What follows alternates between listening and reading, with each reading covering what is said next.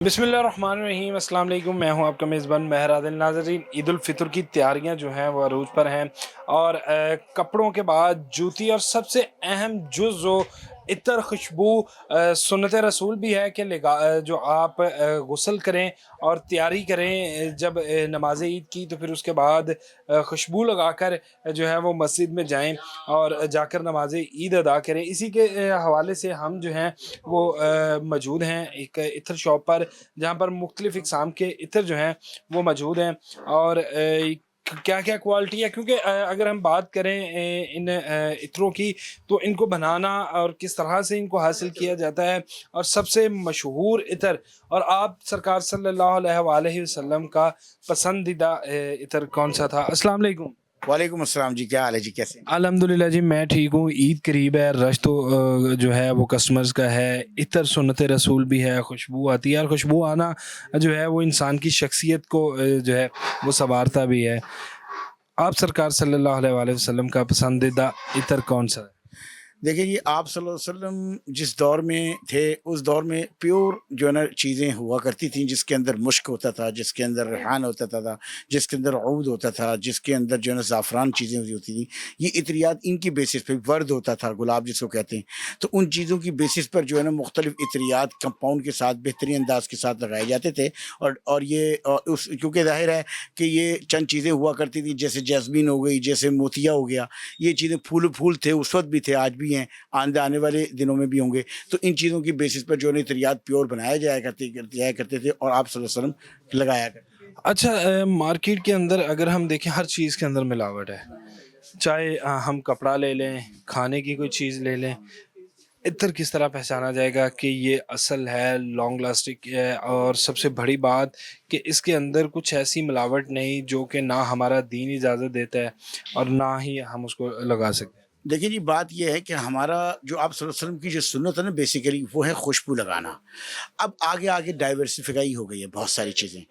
अब एक ज़माना ये था, जैसे मैंने आपको बताया कि चंद अतरियात हुआ करते थे। अब उसके आगे जितनी भी फ्रेंच खुशबुएँ बनती हैं, वो उनकी एक बेसिस होती हैं नॉन अल्कोहलिक, उसमें अल्कोहल नहीं होता, डाइल्यूट कुछ नहीं होती। जो परफ्यूम शक्ल होती है उनके अंदर डेफिनेटली जो है ना डीनेट अल्कोहल होती है, तो वो उसकी शक्ल कुछ और होती है, उसकी स्प्रे टोन होती है। इनकी विदाउट स्प्रे होती है। इनको जस्ट आप एक सिलाई लें या रोल ऑन लें, आप उसको लगाएँ और लगा सकते हैं। उसके अंदर किसी किस्म का कोई ऐसा मसला नहीं है। लेकिन जिद्दत के साथ, लोगों की सोचें तब्दील होने के साथ-साथ इन तमाम चीज़ों को लगाने से किसी किस्म का कोई प्रॉब्लम नहीं है। ना आपकी नमाज़ ख़राब हो सकती है, ना आपका इबादत ख़राब हो सकती है, ना आपका कोई ऐसी चीज़ कि जिससे आपके दीनी मसाइल में कोई प्रॉब्लम क्रिएट हो सके। इसलिए हर तबका फ़िक्र, चाहे वो किसी भी फ़िरके से ताल्लुक़ हो, वो इसको एंडोर्स करता है और अब लगाते हैं। दूसरा एक और पॉइंट ऑफ व्यू मैं जो बहुत कहना चाहता हूँ। देखिए, बात ये है कि ये है, अब आगे हैं लग्ज़रियस पॉइंट ऑफ व्यू से। देखिए, कपड़े अल्हम्दुलिल्लाह बिकेंगे, जूते बिकेंगे, सब कुछ बिकेंगी, क्योंकि ज़ाहिर है वो एक इन मेन चीज़ की महँगाई ने ना इस खुशबू को इतना महँगा कर दिया है, लोगों की जेबों की इस्तात नहीं रही। तो उसकी बुनियादी वजह ये भी है कि ये इस ईद पे या किसी भी रमज़ान में, पिछले रमज़ान से इसमें फ़र्क पड़ा है। कारोबारी नोयत के हिसाब से ना महँगाई कारोबारी महंगाई ने जहां डिस्टर्ब किया हर तबके को। हर तबके को अगर हम देखें तो किया, वहीं पर इत्रियात भी, जी, जी। क्योंकि जो हमारा इस्लामी भाई है, जो आप सरकार सल्लल्लाहु अलैहि वसल्लम की इस सुन्नत के ऊपर अमल करता है, खुशबू लगाता है, तो उसको भी कहीं ना कहीं मुतासिर किया। फिर उसके बाद सस्ते जो खुशबू है मार्केट के अंदर भरमार है, तो वहाँ से फिर जो जाने की बजाय लोग इत्र खरीदने की बजाय वहाँ पे चले जाते हैं। नहीं, डेफ़िनेटली देखिए, मिलावट का जो अब आप जो कहना चाह रहे हैं ना, देखिए यहाँ पाकिस्तान के अंदर जो है ना मामला जो है ना ऐसा है कि मिलावट के मामला तो हैं ही। लेकिन ये है कि अब ये एक निज़ाम बना हुआ है, सिस्टम बना हुआ है, लोग निज़ाम के तहत लेते हैं, जिसकी जितनी जेब की इस्तात होती है वहाँ चला जाता है।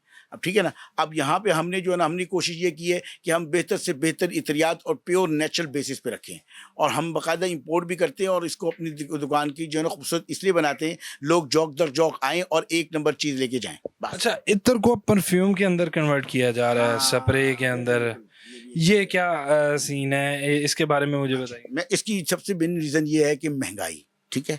एक परफ्यूम होता था 4,000 रुपए का, अब वो परफ्यूम हो गया 40,000 रुपए का या 20,000 रुपए का या 25,000 रुपए का। जेब की इस्तात उसकी नहीं है।